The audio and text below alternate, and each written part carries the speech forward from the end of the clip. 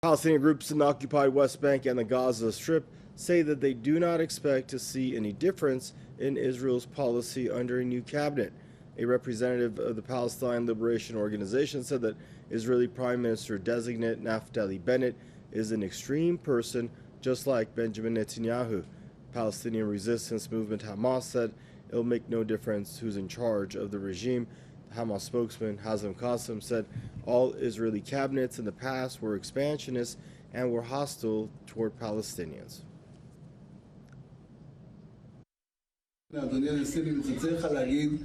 Yair Lapid, the leader of Israeli opposition Yesh Atid party, informed the Israeli president that he can form a coalition cabinet. This brings to an end the era of long-time Prime Minister Benjamin Netanyahu. Under the coalition agreement, Lapid will share power with head of the right-wing Yamina, Naftali Bennett, who would be Netanyahu's immediate replacement. For the Palestinians, however, Netanyahu's removal would be no improvement, especially that the coming Prime Minister Bennett, who was a former settler leader, rejects Palestinian statehood. Palestinian officials say they expect Bennett's cabinet will even be more extreme than Netanyahu's. For us, this coalition cabinet that was declared to replace Netanyahu's radical cabinet is even more radical when it comes to Israel's policies towards Palestinians. It will seek to expand settlements in the occupied lands. We trust none of Israeli parties. Their policy towards Palestinians won't be different. Experts say that for the time being, Netanyahu's successors with their desperate agendas are expected to leave contentious issues unresolved. According to them, Bennett doesn't believe in a solution to the Palestinian-Israeli conflict. His aim instead is to take full control of Palestinians. Moreover, they say Bennett has some red lines he will never cross. He has long championed the right of settlement in the West Bank. There's a consensus among all far-right parties when it comes to policies towards Palestinians. The two parties have already agreed to keep Area C of the West Bank under their control, which makes up almost 58% of the West Bank. The new cabinet will press ahead with the annexation plan, which is part of the so-called deal of the century. Under the coalition agreement, Bennett and Lapid would rotate the role of Prime Minister, with Bennett taking up the post for the first 2 years and Lapid the final 2. Experts say Netanyahu will not let it go easily, as the parliament still has about 12 days to swear in the cabinet. During this period, Netanyahu will do his utmost to convince enough right-wing lawmakers to vote against the new cabinet. Mona Qandil for Press TV, occupied Ramallah. And now joining us for the program is Mr. Bruce Katz, co-president of Palestinian and Jewish Unity, joining us from Montreal, and Rabbi David Feldman, spokesperson for Nusra Carta International, joining us from New York. Gentlemen, I'd like to welcome you both to the program. Rabbi David, we're going to start with you. Hope you're safe and doing well out there. Your thoughts on the prospects of anything changing when it comes to the way that Palestinians are treated there in occupied territories now under this new Israeli cabinet? Well, unfortunately, we see these all difficulties that Israel had to form this cabinet, and they say that they're doing some changes here, but we need to understand that the root problem is still around. You know, nobody is up here to realize that what was done to Palestine originally was wrong. Unfortunately, we find that these people from Jewish descent trying to educate the masses on this false propaganda that the Palestinians hate us and we need to hate the Palestinians, we need to oppress them in order to build this Jewish state. Unfortunately, all of this is so wrong according to Judaism, and this is basically the foundation of all misery and all conflict and all wars that we are experiencing all these decades. Unfortunately, unless they will realize that they need to get back to what Judaism taught us in the very beginning, that all of this is forbidden, unless they would be willing to give up this entire occupation, unfortunately, nothing is going to change. Thank you, Rabbi, and Mr. Bruce Katz. Pleasure to have you on the program once again. Hope you're doing well. Bruce, your initial thoughts on this? Well, Israel tries to sell the story that somehow with Netanyahu out of the way, at least for the time being. Nobody knows what will happen in the vote that's to come, and he's still working behind the scenes. But choosing somebody who unbelievably can be considered to the right of Netanyahu, which seems unbelievable in itself, does not augur very well for the immediate future. You need to remember that Bennett is the settlers' man in the Knesset. He's categorically opposed to Palestinian self-determination, categorically opposed to the creation of a Palestinian state, and he said as much in an interview with the New Yorker magazine in 2013. He's in favor of annexation.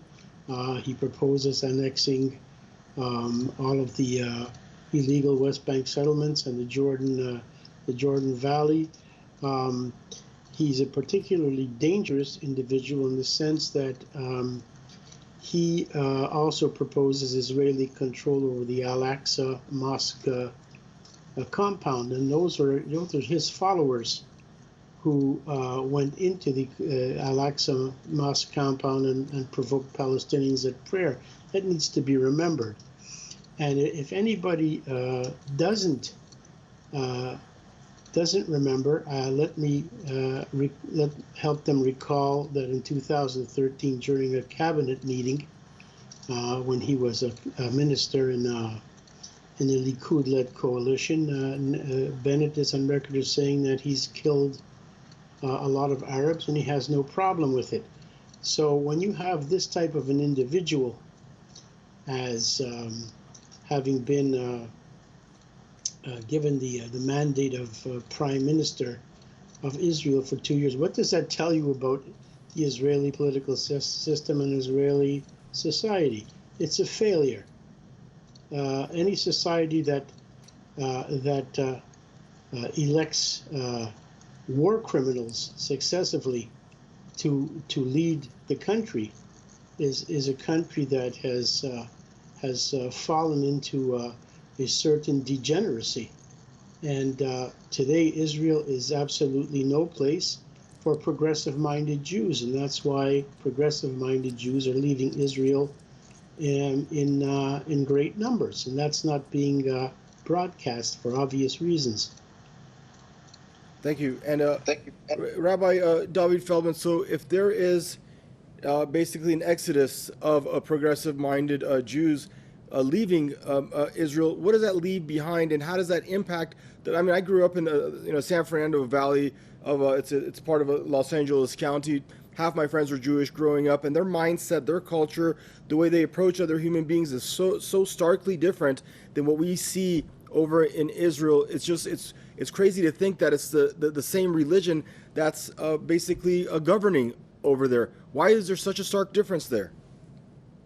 Well, there's definitely a difference because it's very, very clear that not all Jews share the mindset of these settlers or this Israeli government. There are so many Jewish people in occupied Palestine, in the state of Israel and elsewhere, who are totally disagree with all what is taking place. But unfortunately, when Israel claims to be the Jewish state and they claim to speak for all Jews, that is not only an embarrassment for the Jewish people, but that basically intends to escalate the conflict, to escalate the problems, and to make all Jews accountable, and what they are trying to do to make all Jews support all what is taking place. But this is not the case, and this will not be the case, and we hope that change is taking place. In the past couple of years, we have a nice change taking place, and we hope that this change will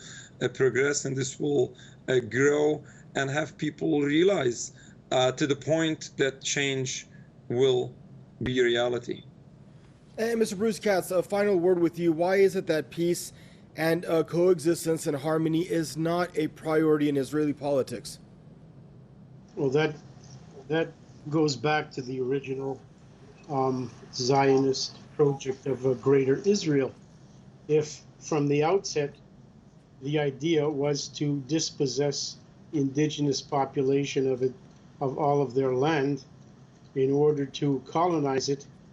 How can a process that began in 1948 suddenly be turned back?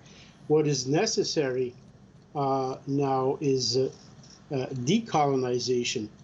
And decolonization means, in the end, one democratic state, equality for all citizens regardless of ethnicity or religion, one democratic state from the Jordan River to the Mediterranean Sea. Now, one of the things that's happened just today, as a matter of fact, is that Isaac Herzog, who's considered to be something more of a moderate, moderate in the Israeli context, was elected president of the Knesset.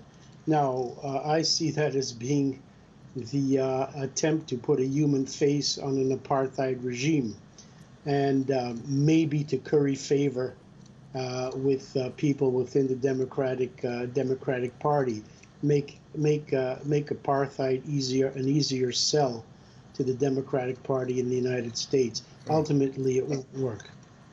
And Rabbi David Feldman, we have about 40 seconds left, sir. Your final thoughts, please.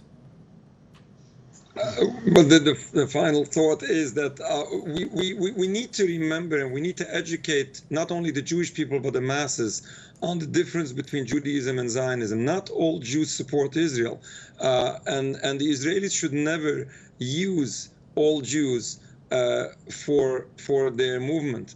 Once people realize this, then their might will disintegrate, and people should speak up and face them, that so many Jews oppose what is taking place.